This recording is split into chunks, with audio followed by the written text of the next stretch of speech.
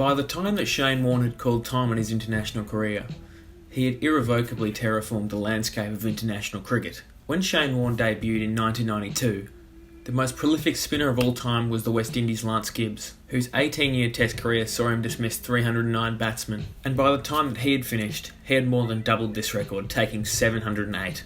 More than just outdoing Gibbs, he had outdone every player before him. Perhaps more significant about Warne was the way he played and the role he performed.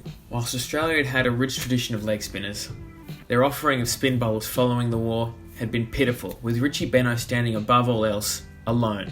His career as the deeply flawed everyman, relatable to the population whose identity was inextricably linked to Australia, alongside his remarkable and unparalleled success, would surely mean that Australia would simply have people lining up to replace him. The natural pick to succeed Shane Warne in the immediate future following his retirement was Stuart Macgill. Macgill had taken 198 wickets at 27 to that point, despite being the understated Shane Warne throughout his entire career. This meant that despite Warne's presence, Macgill was thoroughly in the upper echelon of Test bowlers.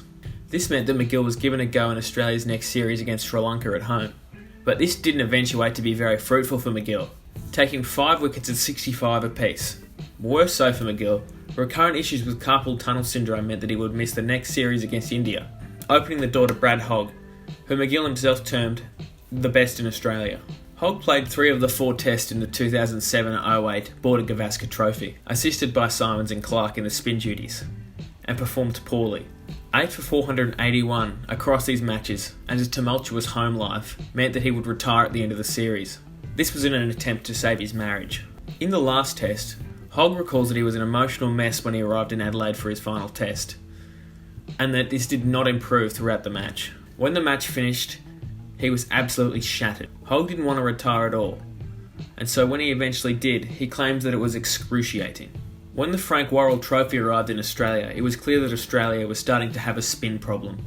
Attempting to cover all bases, Australia sent over 2 wrist spinners of differing hand types, with Stuart Macgill and Beau Casson. Giving respect to the achievements and stature of Macgill in the game, who was essentially the incumbent, he was selected for the first 2 tests, but poor performances meant that he would announce his retirement midway through the second test. This left Beau Casson in line to play the final test match. Casson's left arm wrist spin did not do wonders in the first innings. Conceding 43 from 7 overs, Casson was significantly overshadowed by the efforts of Simons and Clark, who combined to take 2 for 20 off 10. Whilst his second innings effort of 3 for 86 did show promise, his returns in the Shield following this were too expensive and did not present him to be potent enough as an international spinner. This, combined with a congenital heart defect, ensured that the road back would be tough, and eventually forced him into retirement in late 2011 with the solitary test.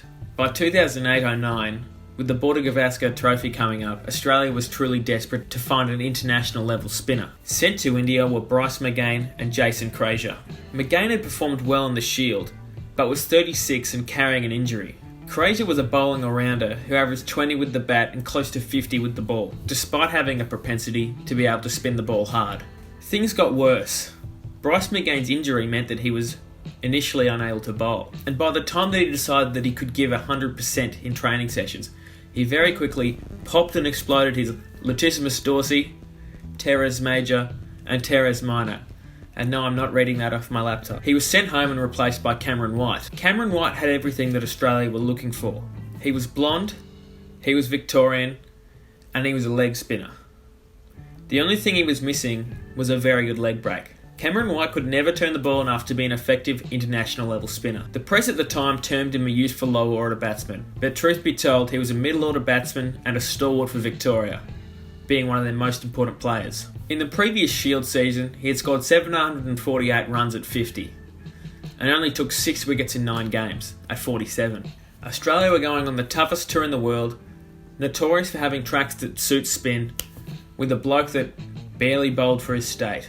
White played all 4 tests and was unsurprisingly decent with the bat, averaging close to 30. With the ball, however, he only took 5 wickets at 68 apiece. His 93 overs was supplemented by 85 from Michael Clarke and Simon Katich. When Cameron White returned to Australia, he did not know that he had played his final test. Whilst perhaps being the foremost domestic player of the next decade, White's appearances against India ensured that his international appearances in future were restricted to limit overs cricket. Krejza only played the last test of the tour, and his 12 wickets appeared to be a beacon of hope for Australia's spin future. The 12th makes a good highlight reel, as Krejza's sharp turning off breaks continually deceived the Indian batting order, one of the best in the world. What doesn't make that highlight reel is the 358 runs he conceded in just 75 overs. Furthermore, his 9 runs with the bat across both innings helped ensure that India won by 172 runs. But this man of the match performance gave hope. Perhaps almost 2 years after the retirement of Warne, Australia had finally found their man. The 2008 Trans-Tasman Trophy would prove interesting for Australia in regards to their spin prospects. Australia opted not to play a spinner in the first match, despite Jason Krejza being fit to play and being the incumbent. Australia instead opted to use 4 frontline fast bowlers. But for the second test, Jason Krejza was recalled. Unfortunately for him, he injured his ankle before the match. This prompted the reintroduction of Nathan Hauritz. Hauritz had played 1 test match for Australia, but it was 4 years earlier. The selection of Nathan Hauritz had brought to the fore the crisis that Australia was having with their spin bowling stocks. Hauritz was not even a regular player for New South Wales, and his performances for them were mediocre at best. The public and the media were asking why he had been preferred over Beau, who was the Blues' number 1 and Australia's only centrally contracted spin bowler. In regards to the spin crisis, that by this point had completely enveloped Australian cricket, team captain Ricky Ponting accepted that some of the guys who have been the better performed spinners around the country over the last couple of years are struggling to get a game for their states at the moment. Nathan Hauritz himself had already been told that he was 12th man for New South Wales in the upcoming Shield match. Nonetheless, Nathan Hauritz performed significantly above expectations against New Zealand, bowling tight and taking 4 wickets at 23.75. Hauritz's performance against New Zealand, alongside a now fit and ready to play Jason Krejza, still ready to add to his solitary test appearance, gave Australia hope that perhaps the future was bright for Aussie spinners. The next series was against South Africa at home, and Jason Krejza was preferred for the first test. Hoping to back up his extraordinary debut, Jason Krejza was absolutely taken apart, taking 1 for 204 across the test, going at over 4 and over, undid all the good work he had done on his debut. Whilst Australia's inexplicable love of Jason Krejza didn't truly end until he was confusingly selected in Australia's 2011 World Cup squad, his woeful performance against South Africa left his test career dead and buried. This meant that Nathan Hauritz was essentially guaranteed the rest of the test series to showcase his talents. And in the spirit of this video so far, he was quite underwhelming. Despite a decent return of 3 for 98 in the first innings, he only took 2 more wickets for the rest of the series, at averaging 50.8. The best he could do was be inexpensive and not as bad as Jason Krejza. This did not bode well for him, as Australia were playing South Africa again in 2 months, but this time he didn't have the home advantage to reckon with. Nathan Hauritz eventually did make the squad to tour South Africa though, alongside Bryce McGain. For McGain, it was his first inclusion since the tour of India, but there was next to no confidence from the selectors going into the tour.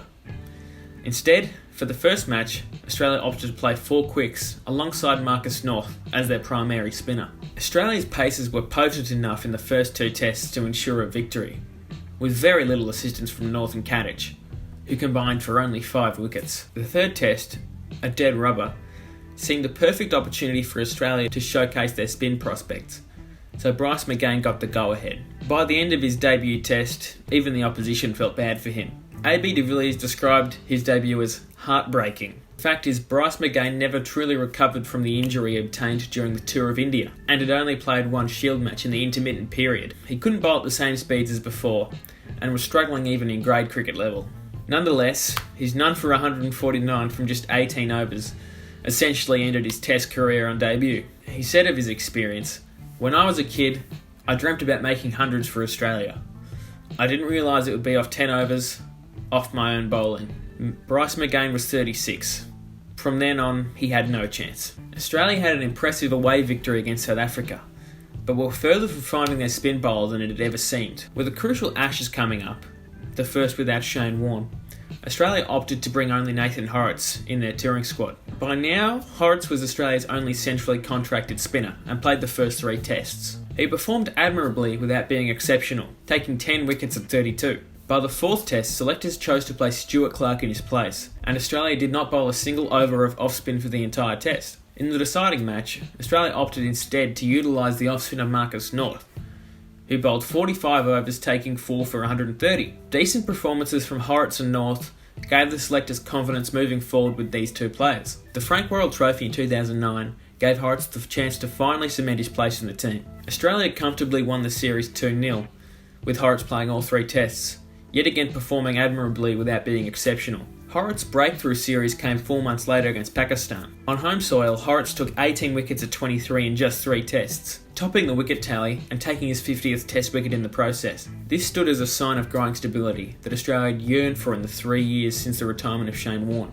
Unfortunately, this would be the peak of Hauritz's test career. Taking on New Zealand at home, Hauritz was unthreatening in the 2-match test series, taking only 4 wickets at 66 apiece. Nonetheless, he was still Australia's clear first choice option going into the series against Pakistan and England, before a foot injury curtailed this and opened the door to a talented young prospect. He was blonde-haired, he was a leg spinner, and he turned them a fair bit as well. The problem was, he was a batsman. Steve Smith was Australia's most hyped prospect in 2010.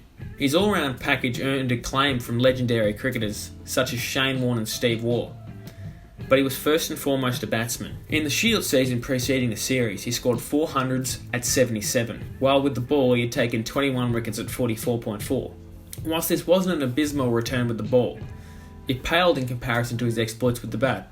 Australia took Steve Smith and Marcus North as their only spinning options. In the first test, Australia debuted Smith alongside another future test captain. Whilst neither Smith nor North bowled at all in the first innings, in the second they combined for 9 wickets, with North taking 6 for 55, and in the process earning himself a position on the Lord's honour board, and Smith taking 3 for 51. For now, the process of not playing an actual spinner seemed to be going alright, although in the last test, this experiment wasn't as successful, as Smith only bowled 10 overs for no wicket, and North didn't bowl at all. Upon return from the Ashes, Haurit's position as Australia's first choice spin bowler seemed relatively secure, although a disappointing series against India in India, where he was neither potent nor economical, was a major concern for Australia. Going at close to 4.5 and over, Haurit's 6 wickets at 65 apiece was a major concern for Australia, and put a question mark over his position. It's 2010, and Australia have a chance to win the Ashes and return them to home soil, but England have a very strong team, and particularly a very strong batting lineup. One man in particular stands out, and it's 6'4" Kevin Pietersen. Pietersen averages 47.8 and is the most destructive force in world cricket. Selectors have lost faith in Hauritz, and they have a plan. The X-Man. You see, it was thought that KP had a weakness to left-arm orthodox spin, and Doherty had already played ODI cricket for Australia. Doherty possessed a relatively okay record in domestic cricket, in List A cricket at least. His first-class record was absolutely dire, with a bowling record of 48 after close to 10 seasons of professional cricket. Despite the backing of Ricky Ponting, Doherty's performance was unsurprisingly pretty bad, following a decent 2 for 41 in the first innings. His next 2 innings would result in 1 for 265 from just 62 overs. Apart from a ridiculous decision to select him in the 2013 Tour of India, a disastrous one for Australia, Doherty's test career would be over. Above all else, Doherty's biggest issue was the fact that he didn't spin the ball at all. He bowled darts, which can work in ODI cricket, but not in the Ashes against opponents as good as Kevin Pietersen. Pietersen had no issue with Doherty at all. Doherty ended his career with just 4 tests, but carved out a niche for himself as a miserly, but not particularly threatening bowler in ODI cricket. For what it's worth, Xavier Doherty is among very few men in history who can say that he was part of a World Cup winning squad. Australia selected Steve Smith in the 3rd test, but he didn't bowl. There was no reprieve for Nathan Hauritz. Australia simply did not bowl a single over of spin in the whole test. But they won. The series was still alive, and so they decided not to change the bowling attack. In the 4th test, Smith did bowl. He bowled 18 overs, none for 71, as Australia lost by an innings and 157 runs, losing the Ashes in the process. But Australia could still draw the series in the final test, perhaps restoring a bit of pride. So they needed to go in all guns blazing. Enter Michael Beau. Michael Beau divided opinion. Having only played 6 first-class matches, his 16 wickets at 40 didn't suggest that he had the brilliance to warrant selection. Furthermore, he wasn't performing as well as Hauritz or uncapped spinners like Steve O'Keefe at domestic level. O'Keefe's career returns were 33 first-class wickets at 25, alongside a healthy 53 batting average. Nonetheless, Beau got in ahead of him. Former Test spinner Peter Taylor gave him his confidence. but Stuart McGill was gobsmacked. The rumour behind his selection is that Australian selectors were so desperate to find the next Shane Warne that even just hearing the words Michael Beer come out of Shane Warne's mouth was enough to get him in the Australian Test team. Australian captain Ricky Ponting had never even seen him play, but as always was willing to pump up his tyres anyway, saying, "I haven't seen him play at all in the flesh, but what he has done is impress everyone he's played with and against this year." The stage was set. Michael Beer was Warne's personal appointment to follow in his footsteps, and surely if he was good enough to take over the position from Nathan Hauritz, then he was good enough to perform at Test level. No, not really. Michael Beer was very tame, and his 1 for 112 indicates this. England won by an innings and 83 runs, and by now it was clear that Australia had to resort to Nathan Hauritz. Hauritz was the only spin bowler in the 4 years between Warne's retirement and the 2010-11 Ashes series that had shown any commitment and ability to perform at Test level. Whilst perhaps it didn't seem like it at the time, Hauritz had already played his last Test match. On his return from the tour, his domestic form in the 2010-11 Shield season were exemplary for a spinner, taking 19 wickets at 26.8. This was alongside 332 runs at 48, including 2 centuries. Whilst he retained his position in the one-day side, a horrific shoulder injury in early 2011 would curtail his career significantly. The injury would require a complete shoulder reconstruction.